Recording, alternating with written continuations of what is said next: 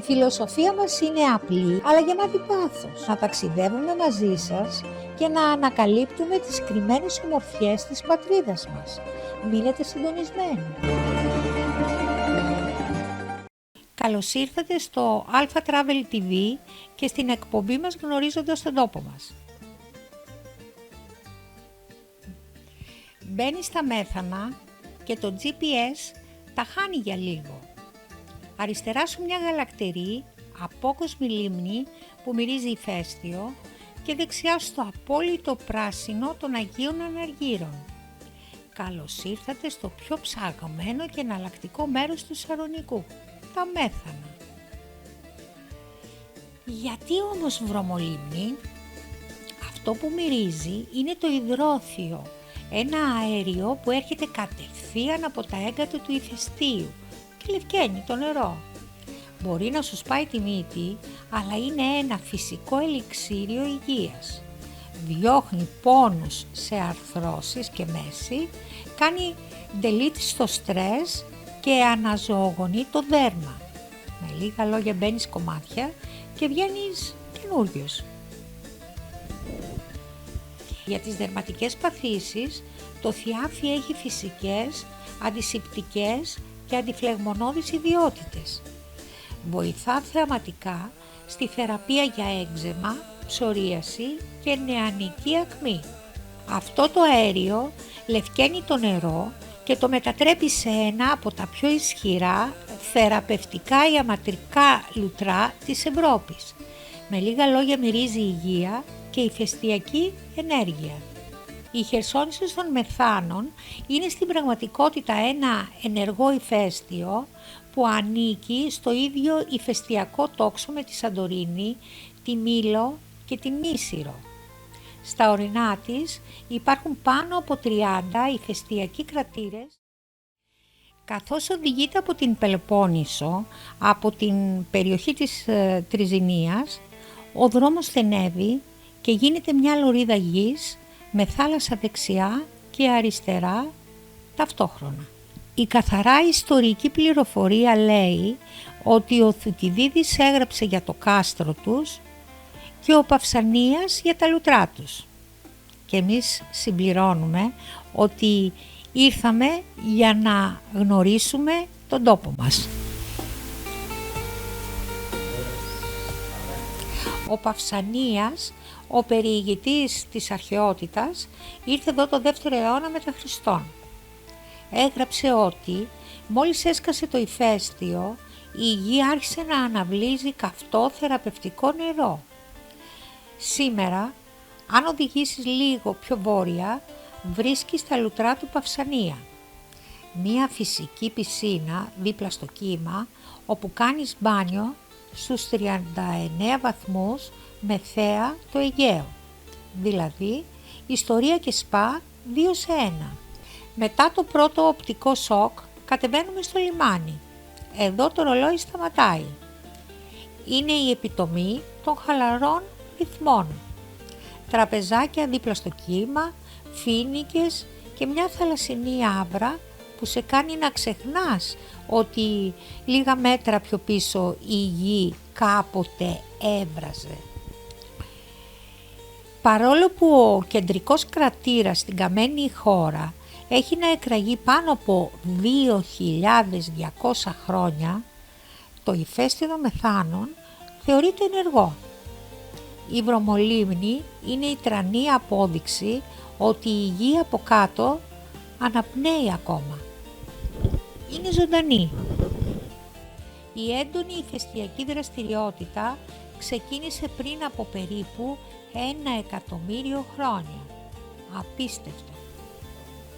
Αυτός ο τόπος είναι σαν να έχει 2 διαφορετικές εκπομπές στην ίδια ακριβώς οθόνη.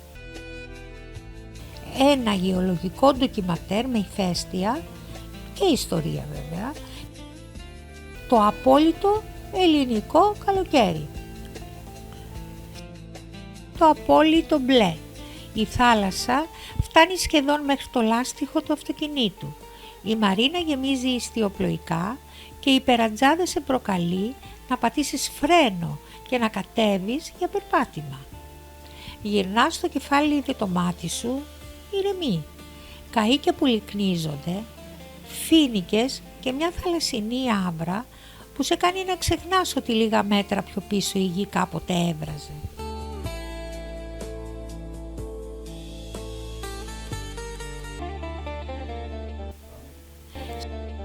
Η πόλη παίζει με την ιστορία της. Νεοκλασικά κτίρια που κουβαλάνε την έγλη των παλιών λουτροπόλεων και ακριβώς από πάνω τους η μαύρη ηφαιστειακή βράχη. Σαν η φύση να έβαλε ένα άγριο φόντο σε έναν πολύ κομψό πίνακα. Γιατί κοιτάς και βλέπεις το σκληρό DNA των μεθάνων. Σπίτια χτισμένα κυριολεκτικά στη σκιά του ηφαιστείου, εκεί που η λάβα πάγωσε πριν από αιώνες για να τους δώσει χώρο.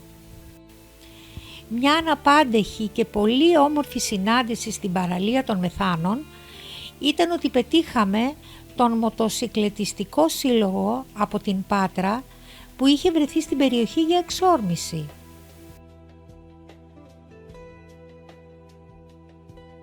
Μπράβο αυτός! Έτοιμος! Από πού ήρθατε ρε παιδιά? Από Πάτρα! Μπράβο, καλά ταξίδια! Να είστε καλά κι εσείς, καλές εκπομπές! Να είστε καλά!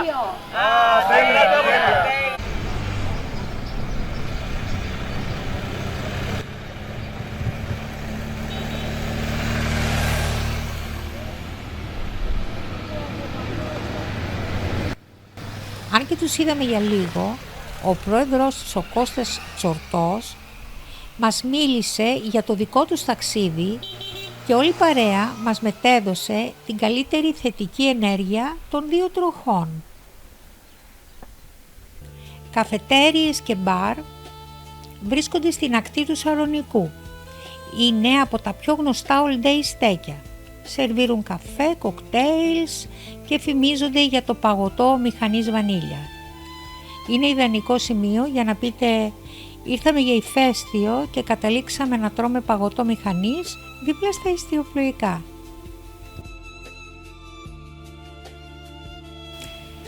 Εδώ ο Φαβιέρος έχτισε ένα κάστρο για να αποκλείσει τους Τούρκους.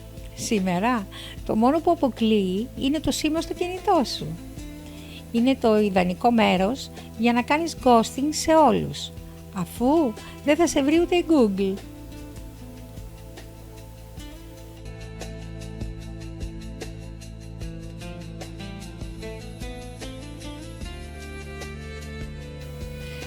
Τα μέθανα κρατούν χαμηλό προφίλ, κλείνοντας το μάτι μόνο σε όσους ξέρουν να εκτιμούν το αυθεντικό.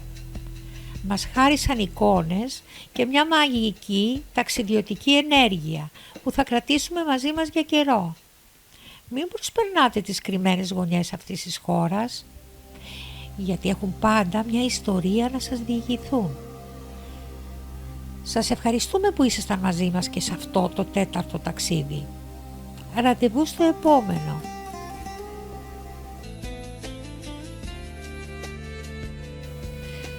Το ταξίδι γνωρίζοντας τον τόπο μας συνεχίζεται. Ακολουθήστε το κανάλι μας, κάντε εγγραφή, πατήστε like και ενεργοποιήστε το καμπανάκι. Μέχρι την επόμενη φορά να ταξιδεύετε, να εξερευνάτε και να ανακαλύπτετε την ομορφιά που έχει ο τόπος μας. Γεια σας!